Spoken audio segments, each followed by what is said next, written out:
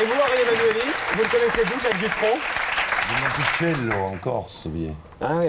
Et oui, il habite à Monticello, Oui, mais il pas vit vous. là-bas. Mais moi, j'y vais de temps en temps en vacances. Ah d'accord. Et il m'a rendu un très grand service un soir dans un restaurant où il y avait quelqu'un qui allait me faire passer des heures un peu pénibles, quoi, qui me racontait sa vie, qui était un petit peu collant. Et il a sorti par le col. Et il m'a dégagé, puis il est venu m'expliquer après, et j'ai trouvé ça très élégant de sa part. Vous êtes vachement showbiz, hein, en fait, Il m'a Henri sauvé une Emmanuelli. nuit. Non, mais je crois que c'est l'image que vous aviez de moi, là. Vous dites, ce qui est étonnant, c'est qu'il était étonné que je puisse connaître Dutronc. Mais oui, parce que vous avez l'image, on va le voir tout de suite, Mais on va en quelle parler. image horrible, Bah, oui. il perd un peu, peut-être c'est les sourcils qui font ça, mais, Ah oui, mais ça, mon mais un peu coincé, un peu bourru, alors que là, vous ne donnez pas du tout cette impression-là. Ça, les sourcils, pourtant on taille, hein, mais ça repousse. Mais vous savez bien que vous avez cette image-là, parce que là, vous êtes super détendu, à l'aise, sympa, mais c'est pas l'image que vous véhiculez. Mais non, mais c'est l'image qu'on me donne. Et alors que Et vous puis n'êtes pas du l'image tout que bourru, j'ai archaïque. dû me donner un petit peu. Ah bah oui, parce que Archaïque, vous avez- j'attendais. Non, mais c'est dans les reproches qu'on vous a fait, c'est pour ça, je vous apprends rien. Mais archaïque, en réalité, bon, d'abord, moi, ça me fâche pas. Et puis, deuxièmement, c'est un vieux truc, quoi. C'était déjà utilisé dans les années 70, ça. Il y avait Rocard, le moderne, Mitterrand, l'archaïque. En fait, c'est fait pour éviter le débat. Hein. C'est une façon de... Vous avez un peu tendu le bâton dévaloriser, pour vous faire etc. battre quand même, parce que vous disiez que vos camarades de gauche comme de droite vous prenaient pour un ours descendu des montagnes. Mais je descends des montagnes. Non mais à côté de ça vous dites, je suis le fils de l'ours, du tonnerre et du feu. Non, de l'ours, de la glace et du tonnerre. Ah bah oui mais c'est kiff-kiff. Ah non, Et c'est un petit côté Raon, fils de Crao quand même. Et non, c'est parce que je suis né dans une vallée où nous avons des totems. Et nous descendons de l'ours, de la glace et du tonnerre. Ah ouais. Ah, mais alors faut pas vous plaindre C'était après. avant le hein. christianisme. Hein. Le christianisme a arrangé tout ça. Oui, mais on me dit, tu as l'air de ours. Je viens de la vallée d'Osso. Ça veut dire en français la vallée des ours. Bon, alors. Mais vous savez que vous avez cette image-là, l'image un peu... Eh oui. Ouais. Vous en jouez aussi Eh un oui. petit peu. Hein. Mais non, j'en joue pas, j'en souffre. Je suis comme Michel. On souffre. Chacun ses algues. Enfin, avec ce qu'on a. On en parle dans un instant, on va voir le beau bordel que vous mettez à gauche. Vous avez suivi peut-être l'un et l'autre que Henri Emmanuelli, avec M. Mélenchon, lance un nouveau courant au PS, comme divisé peut-être pour mieux régner, hein, comme dirait l'autre. On va récapituler un peu. C'est comme à EDF chez nous, on lance des courants. Ouais, vous lancez des courants et certains s'électrocutent, il faut faire gaffe. Hein. Ça a été le cas de mon père, ne plaisantez pas avec ça. Bah, faites gaffe aussi, on va regarder tout ça avec Anne-Elisabeth Lemoine. Et vous n'êtes pas fait que des amis depuis une semaine au PS, hein? Non, je crois qu'il y a beaucoup. Alors là, ça y est, il devient l'homme politique, il cherche les mots. Non. Non, mais vous voulez que je vous dise oui Non, je veux que vous me disiez la vérité. Je sais que c'est pas forcément possible J'ai avec les pas eu politiques. l'impression que c'était une question, d'ailleurs, j'ai plutôt eu l'impression que c'était une affirmation. Oui, Alors, mais là, ce c'était que une j'attendais de question. vous, c'est que vous commentiez. C'était une question. Bah, il y a des gens qui sont pas très heureux de ce que je dis ou ce que je fais, mais c'est pas nouveau. Hein. Depuis 20 ans que je fais de la politique, Vous avez donné beaucoup de coups de pied dans les toujours, portes. j'ai donné quelques coups, j'en ai reçu beaucoup plus que j'en ai donné. Ça Blindé, fait donc. partie. Bah alors, vous allez en recevoir quelques autres avec... Cette semaine, là, ça n'a pas été mal quand même. Hein. Vous l'aviez cherché, Anne-Elisabeth Lemoine. Tous aux abris, voilà Henri Emmanuelli.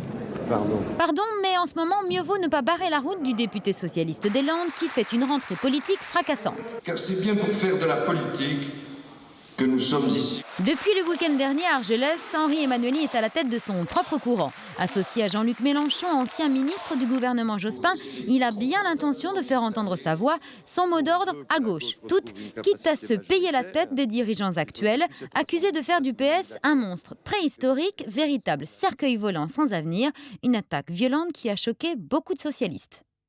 Ils auraient intérêt à reprendre un peu leurs esprits et à préparer le congrès en maîtrisant mieux leur discours et ce qu'ils disent. Ils n'ont pas le droit de faire des trucs comme ça. Un peu de respect de l'autre et de l'amitié que l'on peut avoir pour les uns pour les autres, c'est pas mal pour montrer que on n'est pas, c'est pas Dallas quoi, c'est pas un univers impitoyable. Le PS, c'est pas Dallas, pourtant Henri Emmanuelli a parfois des allures de JR de la politique.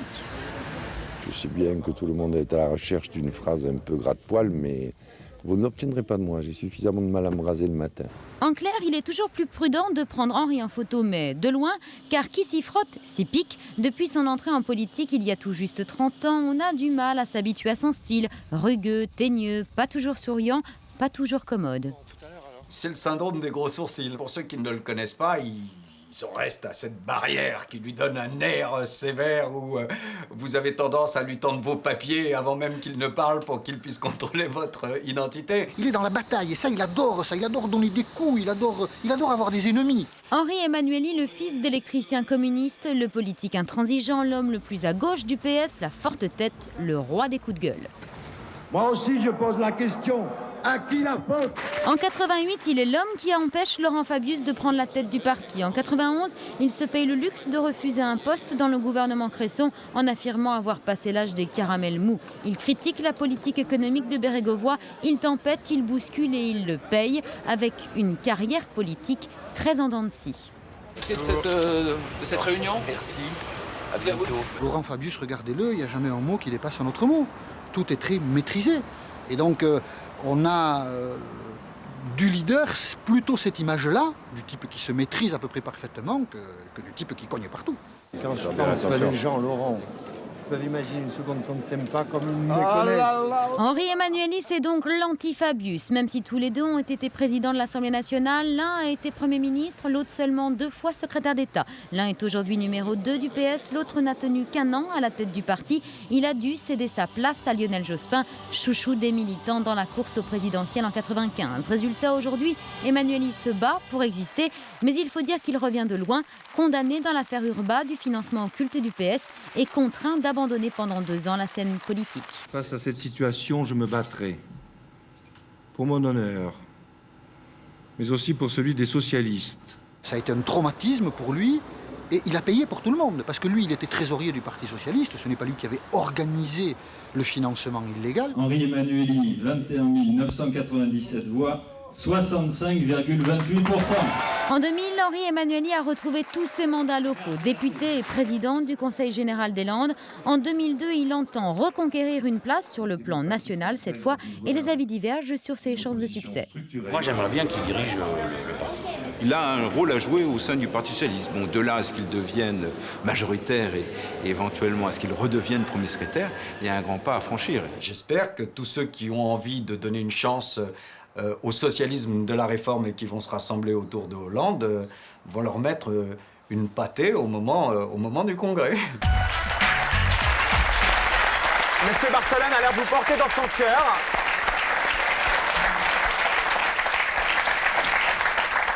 C'est quoi que vous applaudissez là, la promesse de la pâtée ou la fin du... Le fait que ça balance un peu, quoi. Oui, alors je trouve ça quand même assez curieux, quoi. Parce que... Vous l'avez cherché, ce que j'ai dit de mal, c'est... On m'explique que nous sommes l'aile gauche. Ouais. Je suis l'aile gauche. Et moi, je me suis contenté de dire que s'il y avait une aile gauche... Autant qu'elle soit à gauche. Pour que l'oiseau puisse voler, il fallait qu'il ait une aile droite. Parce que personne dans ce parti ne veut jamais être l'aile droite. Assumer l'aile droite, vous voulez dire ? Et oui, assumer, exactement. Et alors, qui c'est qui est l'aile droite pour vous ? Ce parti est bizarre parce qu'il a une aile gauche, il a un ventre vorace et un peu hétéroclite, mais il n'a pas l'aile droite. Un ventre mou aussi. Et donc, je l'ai baptisé le solférinodactyle. Et ça a mis mes camarades bah ouais, mais on peut comprendre. Dans un grand tournoi. Vous avez dit Ils aussi. ont parlé de langage guerrier. Ouais. D'ailleurs, depuis, j'ai réfléchi parce que je vais demander à ce qu'on change les premières paroles de la Marseillaise, parce que s'ils entendent aux armes citoyens, alors là, ça va être la... Ouais, enfin, non, voilà, vous n'êtes pas sérieux quand vous dites ça. Quand vous dites, par exemple, Nini, vous les avez appelés, vos petits camarades, Nini, Naf Naf et Nouf Nouf. C'est pas moi, ça, c'est Jean-Luc. Ouais, c'est Jean-Luc qui a dit... Ah, ça y est, vous balancez déjà sur votre Non, copain, bah, alors que vous venez de fonder un nouveau courant tous les deux, parce que c'est les petits cochons qui mangent à tous les râteliers du PS. Non. Ah, Si je peux me permettre, c'est Nif Nif, hein, c'est pas Nini. Il a dit Nini, Oui, Nif Nif. Nouf Nouf, Naf Naf. Naf Naf. Ça vole aux remarques Les au PS. 3 petits cochons qui font le tour des cabanes. Et c'est ça qui a été considéré comme... Là, on peut comprendre que ça soit considéré comme un L'histoire des truc. petits cochons, quand même, c'est pas... Et encore une fois, c'est Il y a Nif mieux Nif. quand même, non? Eh ben, écoutez, quand même, sur une année-là, en politique... Mais alors, vous comprenez qu'on puisse vous le reprocher? ben, j'ai du mal à comprendre ces faux émois, parce que je suis bien entendu tout à fait persuadé qu'il s'agit une fois de plus de trouver des dérivatifs pour parler d'autre chose. Non, mais alors, d'accord, et pas de parler du fond. Non, mais justement, mais alors, en prenant des phrases comme celle-là, parce que vous pouvez leur faire ce procès-là, mais on peut vous faire ce... Si vous allez sur le solférinodactyle, comme vous dites... C'est joli, ça. Ouais, c'est très joli. Sur le ventre mou, vous avez appelé à faire feu contre le quartier général. Alors, Jean-Luc Mélenchon a dit feu sur les quartiers généraux. C'est toujours Mélenchon quand même. Et c'est parce que ça s'est passé comme ça, cher ami. Ouais. Et Donc, en fait, il a été gentil il est pire parce que vous, quoi. c'est une citation d'Aragon. Et la citation intégrale, c'est « Feu sur les quartiers généraux et les ours savants de la social-démocratie ». il nous a quand même épargné la deuxième partie. Ouais, non, mais on là- aurait pu lui en être reconnaissant. Non mais plus sérieusement, Henri Emmanuelli, vous leur reprochez de s'attacher à des mots, mais les mots c'est vous qui les avez prononcés, ou votre copain Mélenchon. Écoutez, la politique, pourquoi c'est vous pas êtes... un couvent quand même. Si on peut même plus plaisanter dans une Non, mais salle, vous leur reprochez de ironiser, pas être sur les idées, ironiser. et vous leur tendez le bâton pour vous faire Ah oui, battre. oui, mais attendez, là, vous citez une phrase sur... Bah, c'est celle-là que tout le monde a une retenue, heure hein. de discours, oui, mais ça... mon cher Marco, je vous enverrai l'intégrale du discours, je suis pas sûr que vous le lisiez Non, jusqu'au c'est pas, bout. pas sûr. Et vous verrez. Pas sûr. Mais il me cherche. Non, là. je crois. Mais ça se sent bien qu'il y a un... Enfin, bon. Mais vous verrez que vraiment... Mais l'objectif, c'est quoi Il n'y avait pas de quoi, n'est-ce pas, feindre de s'effaroucher comme Mais alors, ça. votre C'était objectif... faire mouche quand même, avec des petites formules. Oui, mais alors là, il y en a eu de pire, hein, des petites formules. Hein. Ou ça, à votre... À mon égard, et Du genre à l'égard d'autres, oh là là, les caramels mous, je suis pas monarchiste, le président... Karen Mousse, c'est quand vous ne vouliez pas François être dans Mitterrand, on avait le beaucoup- gouvernement Cresson, Oui. parce qu'on Oui. vous proposait un Et sous... puis Bérégovoy aussi. Voilà. Et non, François Mitterrand m'en avait voulu parce qu'en parlant de lui, j'avais dit je ne suis pas monarchiste. Et ça, il n'avait pas aimé. Oui, mais ça, on peut comprendre. Et il s'est vengé 2 années plus tard. Aux côtés de la reine d'Angleterre, il lui a dit Madame, vous êtes assise à côté d'un dangereux anti-monarchiste. Ah ouais. Ce qui d'ailleurs, quand je l'ai raconté à Stéphane Berg, l'a plongé dans... Berne. Berne. l'a plongé dans une stupéfaction totale. Qu'est-ce que vous avez dit à la reine d'Angleterre? Et la reine d'Angleterre a dit ah bon. Et In English, François peut-être, Mitterrand elle a dit. dit mais je crois que ça... Elle parle très bien français. François Mitterrand dit mais je crois que ça ne s'adresse pas à vous. Bon, elle a compris qu'on était en train de régler nos comptes. Elle s'est occupée de son assiette et elle nous a laissé faire. Voilà. Donc, François Mitterrand, c'est pas ému de ce que... Mais ça fait partie de la politique, c'est ce que vous voulez dire. En politique, on doit balancer des petites phrases, ça fait partie du jeu, même si nous, ça nous fait marrer hein, ici. Oui. Mais on peut aussi, penser que c'est des petites phrases qui éloignent les gens du fond. Et... Ce qui serait grave, c'est des phrases sur les hommes ou sur les femmes pour les rabaisser personnellement. Vous savez, moi, quand on me traite d'archaïque, de molétiste, de je sais pas quoi encore... Mais c'est vrai que le titre Nouveau Monde, enfin, c'est pas très moderne, hein, le Nouveau Monde. C'est le nom définitif ou pas? Ah bon?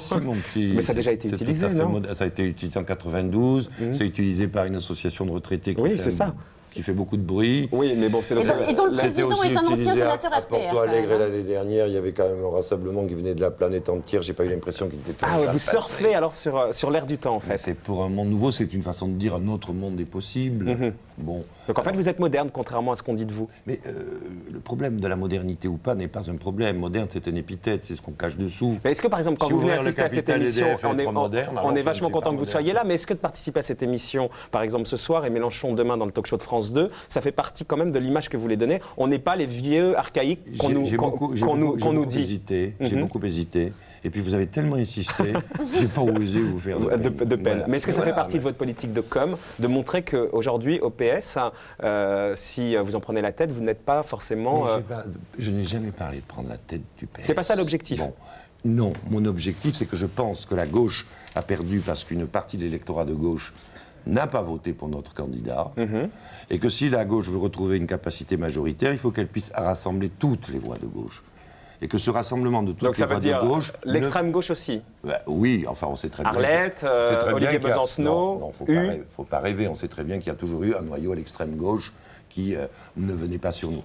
Mais je suis persuadé que pour rassembler toute la gauche, il faut une autre ligne... Donc à gauche toute, hein? Non, j'ai pas dit à gauche toute, moi c'est des images avec... Non mais d'accord, mais pour pouvoir les rassembler, il faut bien que... Ça ne peut pas être sur une ligne sociale libérale. Et quand vous dites le parti du salariat, c'est quand même un petit côté mais Arlette. je ne l'ai jamais dit non plus, cher ami. C'est ça l'ennui. Non, non, non. Vous avez parlé d'un parti du salariat. Non, non. Ça, c'est les autres qui disent... C'est Strauss-Kahn qui a dit le PS ne peut pas être un parti du salariat. Mais moi, j'ai jamais dit ça doit être... Vous les appelez les autres, hein? Vous savez. Henri Emmanuelli, c'est comme ça que vous les appelez, les autres? Ça vous a échappé, hein? Les autres, ceux qui ne partagent pas... non, on peut voir ça. Les autres, quoi. Bon. C'est limite... Ceux qui ont dit des gentillesses sur moi, si vous préférez. C'est un peu les ennemis. Vous n'allez pas me chipoter sur les épithètes non plus. Moi, je chipote sur tout, monsieur Emmanuel. Les épithètes aussi. J'ai remarqué que ça faisait partie de votre fonds de commerce. Ouais. Mais, on a le fonds de commerce qu'on peut, hein. Et le plus dur, c'est de le défendre après, d'ailleurs. Bon, on n'est peut-être pas obligé de le défendre. Si vous... Oh, monsieur, bon, on parlera de ça une autre fois. On parlera de ça en antenne. Arrête, c'était quoi la question? Je sais plus, moi, je suis pas... persuadé que vous avez une grande carrière devant vous. Je vous le dis, à un moment, on en parle. Ou au PS partout. Dans la... Oui, donc moi, je n'ai jamais dit ça, non. Cela dit, il y a 85% de salariés en France, ils votaient tous pour le PS, ce serait formidable, non? Non. Mais je n'ai jamais dit ça parce que ça, c'est caricatural. Et ça, c'est sans arrêt l'image qu'on veut coller, vous savez. Parce qu'on défend un certain nombre de valeurs, un certain nombre d'orientations. Alors, ceux et ceux qui ne sont pas d'accord, au lieu de venir discuter sur le fond, non, essaient de s'évader dans de la phraséologie comme ça générale. Alors, mais sur le fond, en deux mots, quand même, Henri Emmanuelli, sur le fond, en deux mots, vous reprochez donc en fait au PS d'avoir été trop pas droite, hein, d'une certaine manière, ou pas assez à gauche. Hein.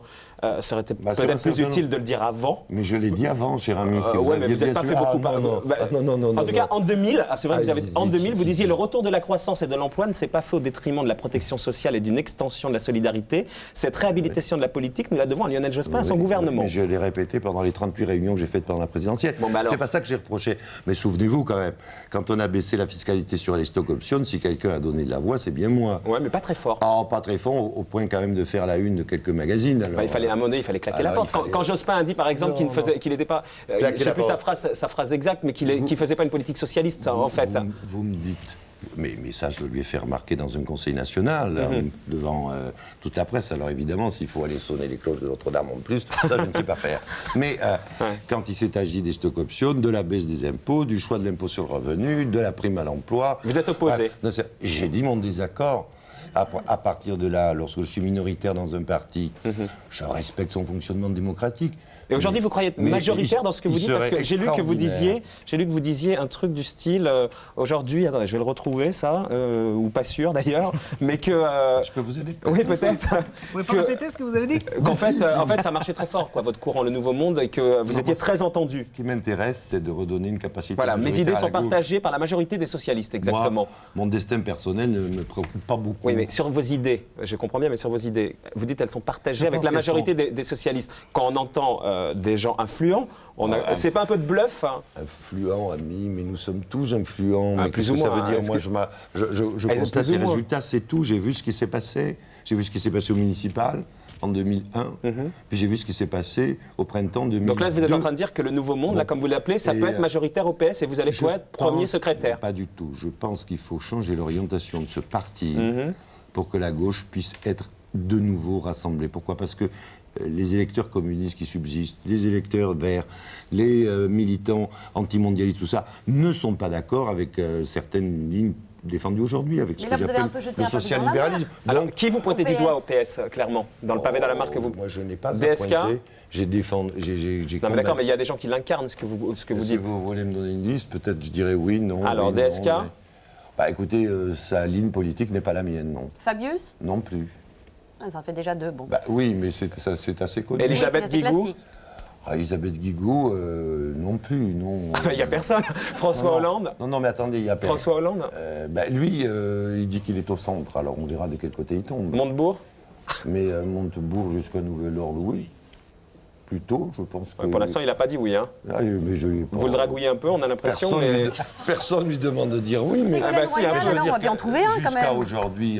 il n'a pas dit oui, il n'a pas dit non, quoi. Arnaud Montebourg n'a pas représenté une ligne politique à laquelle j'aurais des reproches particuliers à faire. Martine Aubry, on va essayer d'en trouver, quand même. Martine Aubry a fait les 35 heures, et moi, je défendrai autant que je le peux les 35 heures. Donc elle peut être dans votre bande. Malgré les imperfections. Écoutez, c'est pas un exercice de recrutement. Un peu quand même. Vous voyez, on le fait bien, on va vous le refaire. Un peu quand même. Ils s'étaient entraînés. Un peu quand même. On voit bien, non mais sérieusement, on voit bien que vous faites la bataille, la guerre. Il y a 140 000 militants. T'as vu qu'on parle. Alors, cette vision, excusez-moi de le dire quand même, archaïque, en tout cas très restreinte, qui consiste à penser que la politique se ferait entre 15 personnes autour de la rue de Solferino ou dans un périmètre d'1,5 km autour de l'Assemblée nationale. On sait bien que c'est vrai aussi. C'est une formule qui a trouvé ses limites, justement, il n'y a pas très longtemps. Mais c'était vrai jusqu'à il n'y a pas très longtemps. Je ne vais pas recommencer. Ce qui m'intéresse, c'est de savoir ce que pensent les militants dans les fédérations, ce que pensent aussi d'ailleurs les sympathisants, et puis tout simplement ce que pensent les gens. Parce que quel est notre objectif, au fond? Il est simple, et on va terminer là-dessus. C'est de réconcilier l'électorat de gauche avec le Parti socialiste. Et quand vous entendez Claude Barthelone qui dit que si vous arrivez à vos fins, la gauche est condamnée à l'opposition pendant plus de 10 ans. Claude Barthelone partage les idées de Laurent Fabius. Il n'est pas dans votre bande. Il a toujours eu à mon égard des mots plus ou moins aimables. Mais alors donnez au moins une personne qui a des mots aimables au PS, mais connue, je veux dire. J'ai envie de dire à Claude Barthelone, je ne sais pas si lui a la solution la caméra est là. Pour que la gauche regagne, mais j'aurais préféré qu'il ait la solution pour qu'elle ne perde pas. Et alors, un nom? Bon, Mélenchon, on sait. Il y a beaucoup de gens, vous verrez. Non, mais quelqu'un de connu, quoi. Et ça veut dire quoi, quelqu'un? Eh bien, quand même, c'est important une figure médiatique de politique qui va.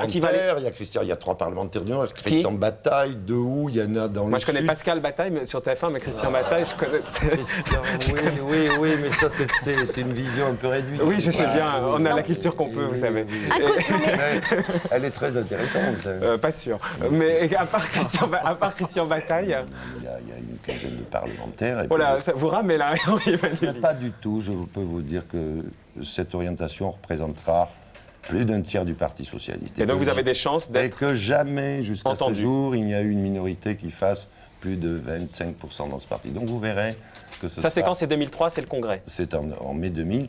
Et c'est ça l'objectif. L'objectif, c'est de redresser la barre un petit peu. Et le Nouveau Monde, c'est le nom définitif? Pour l'instant. C'est le nom définitif pour l'instant, c'est pas mal. Sinon, il y avait la Maison Rouge, la Maison Bleue, la Maison Rose. Ouais. Oui. Ça fait un peu bordel, hein, excusez-moi. Mais... Déjà, c'est la Maison Bleue en dizaine, là. On va pas les définir. Mais comme j'avais dit, justement, ça peut pas être l'alternance entre la Maison Bleue et la Maison Rose dans mon discours, si vous l'aviez lu, mais je vais vous l'envoyer. Ouais, envoyez-le-moi. Il est très épais ou 8 pages. Ah non, je peux le lire, les 8 pages. Vous rigolez ou quoi? Si c'est clair. Michel, peut-être le soir pour s'endormir. Pour lutter contre les angoisses, Michel, je vais vous recommander autre chose. Pour remplacer. Je peux le retravailler. Et Vincent, il sent le pâté. Oui, c'est sympa. Oui. Il sent le pâté? Si, je lui envoie aussi. Il n'y a pas de problème. Vous en avez en stock? Ça veut dire que les militants n'ont pas tout pris, alors? On en a encore quelques milliers. Quelques milliers, bon. Alors il faut aller retaper, il faut faire de la retape. Hein. Et c'est ce qu'on est en train de faire. Et qu'est-ce que vous croyez que je fais ce soir? Mais c'est ce que je vous ai dit. Et vous avez un point commun tous les deux. La bouffe, la bonne bouffe. Vous avez déjà mangé des ortolans? Il mange des ortolans, lui. Non. On verra ça, Michel. Vous voulez manger sous le... Oui, c'est interdit, c'est pour ça.